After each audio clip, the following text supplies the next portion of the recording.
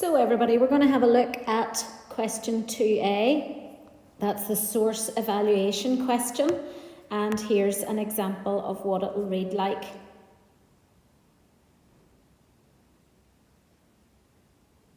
So this kind of source question is really testing two things.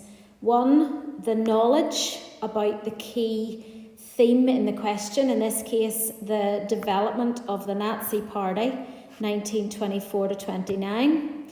And then the other skill, to see whether or not you can make judgments with regards to the value of the source to an historian. So these two things we're going to try and show off in our answer. Ultimately, you are trying, first of all, to weave in all the knowledge that you will have about this topic, to show it off. This is your only opportunity in the paper to do that on this topic, and so you really want to do your revision justice. And you'll see here I've just given you a brief outline of some of the key things you might have included. The legitimacy when they move after the failure of the Munich Putsch to electoral methods, the use of propaganda under Joseph Goebbels, nationalising the party with the Gauleiter, Hitler bringing in the Führerprinzip to kind of put Strasser and Goebbels into a backseat in the party, the organisations that they set up to pretty much try and win over different groups in society, professionals, women, youth, and so on. The use of the SA and the SS, and as well then later on in 1929 after the Young Plan, making use of Hugenberg's media empire to really give the Nazi message a national audience. So we want to be able to show off that we understand that the party develops in this way in those years. Okay, and so what we want to do then is bear in mind the whole way through our answer that there should be three elements making up the overall essay. You should be referring to the content of the source, so that's quoting, and really quite regularly. Okay, there's no exact number of how many quotes you should put in, but it's as many as you can manage to be able to answer the question fully, and I'll show you that in a wee minute. As well, just as I've said, you're trying to show off that you know a lot about this topic, you understand the development of the Nazi Party in these years, and you've lots of knowledge to show off, and you're going to try and weave that in. And as well then, the evaluation will be based as well around the various criteria, the author, the date, the audience purpose, tone, type, and so on, that we use to just judge the value of the source. So these three come together.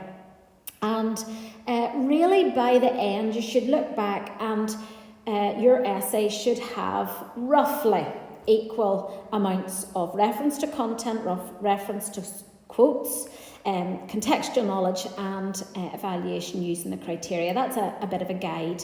It doesn't need to come in three blocks. You'll see how they interweave as we make the evaluation. But that's a nice guide to make sure that you have enough of each of them in your answer. So let's have a go at this and see what you think.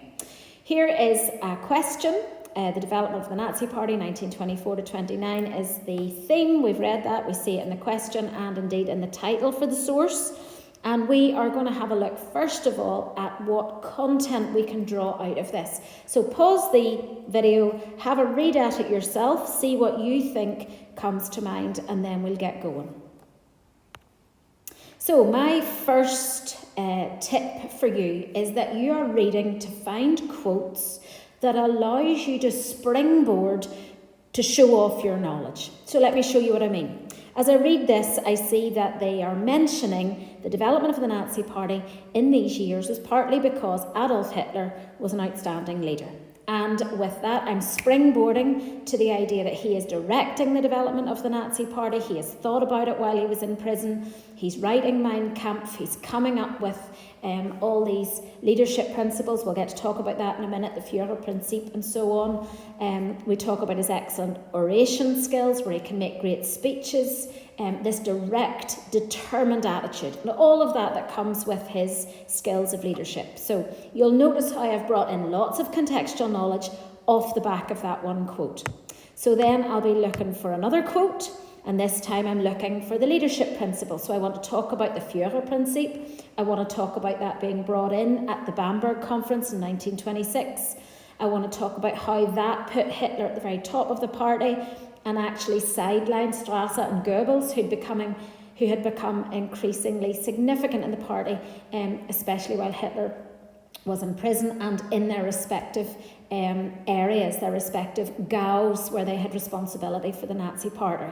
Strasser we can see here in Lower Bavaria, and we know Goebbels in Berlin from our own knowledge. We also know that Strasser had been really significantly influential in the north part of Germany, where the agricultural leaders were really tuning into what he had to say. So you'll see again how I'm really peppering this with knowledge, but that comes from a quote that I've found, and I'm trying to just develop it. Okay, furthermore then, we're going to see if we can find another quote. In this case, it's discussing the core of the structure of the NSDAP in all 35 regions. That just links my brain to thinking about the various gaus, the regions, the Reichsleiter, that very hierarchical structure that the Nazis put in place across the whole nation of Germany to really mean that they were influential outside of Bavaria and Munich, that they could become a national party across the whole nation of Germany. And I want to put those bits of contextual knowledge in to support that quote. We're seeing that the membership increased, and you'll be able to talk about how between 1924 and certainly 1929 we're going to see more interest in the party, especially once Wall Street crash happens. We're going to see a whole lot more interest in the party as social and economic difficulties become more prevalent in society. Ideally, there would be great to be able to put in some statistics to back that up. So then it talks about Adolf Hitler was circulated among the masses. That comes from the line before where it talks about members' evenings and public meetings. But I'd also like to say that maybe it's not mentioning how he was circulated. The name became really famous after the trial, after the failure of the Munich Putsch, and also again then in 1929 when we see his name being in the papers all the time as he's making very direct anti-Young Plan speeches in the newspapers as Hugenberg is printing them. Also then we see this next quote where it's talking about the enslavement and exploitation of people in Germany, and I want to just suggest that the development of the Nazi Party comes because the Nazis are pushing this idea of negative politics. They're saying how the democracy is not serving Germany well, that it's not got a good economy, that they will come in and fix these things. And essentially they're highlighting the negatives in politics at the minute in Germany to try and win over support, and that's really going to help the development of the party. Okay, so you'll see there hopefully what I've been doing is trying to just use some quotes to then, as I say, springboard my brain into action to include as much contextual knowledge as I can. Okay, so moving on then, we're looking at the various criteria. And again, please don't feel that you now have finished with your quotation or you've finished with your contextual knowledge. You're going to bring those in if you feel it's helpful to be able to add to your explanation for why this source is valuable. So Gregor Strasser's writing it in 1927.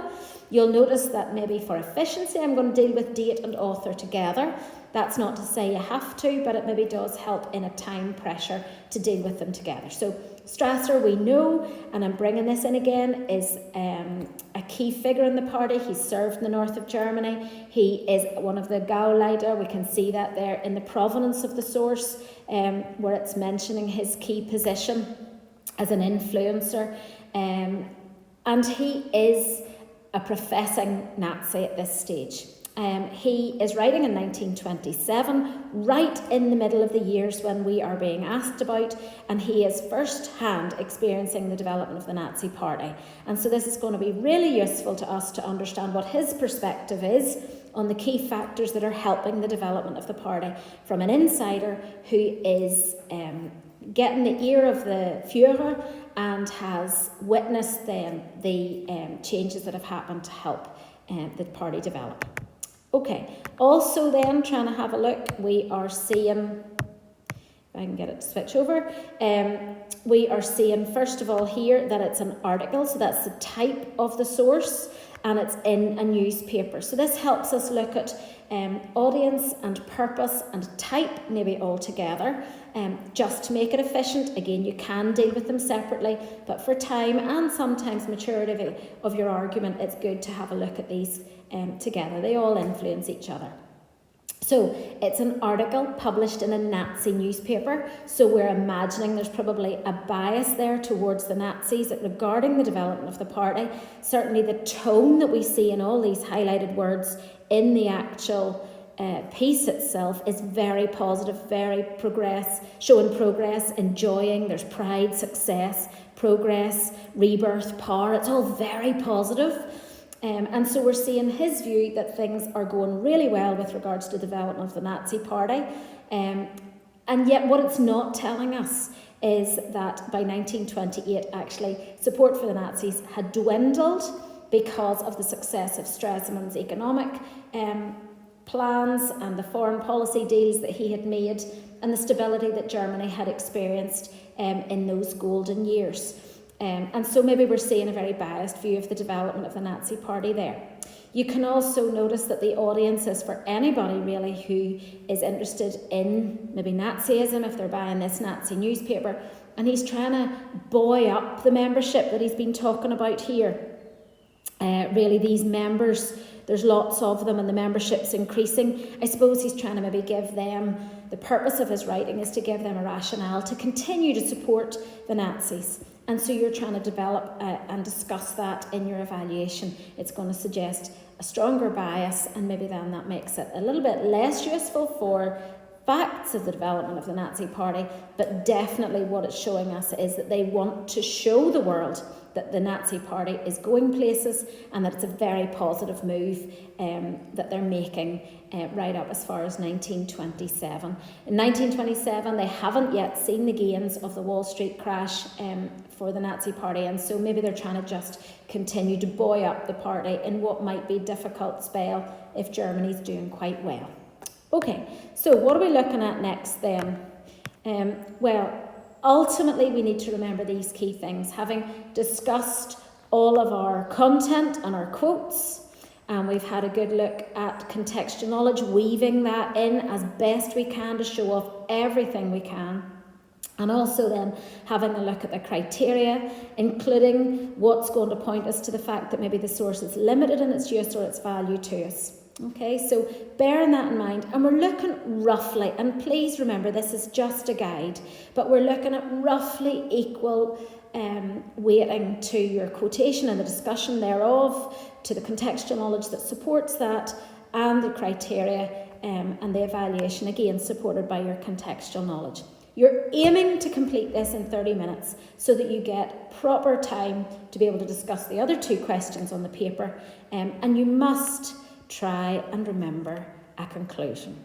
So off the back of all that, I hope you found it helpful and you feel a wee bit more confident moving on to have a go yourself.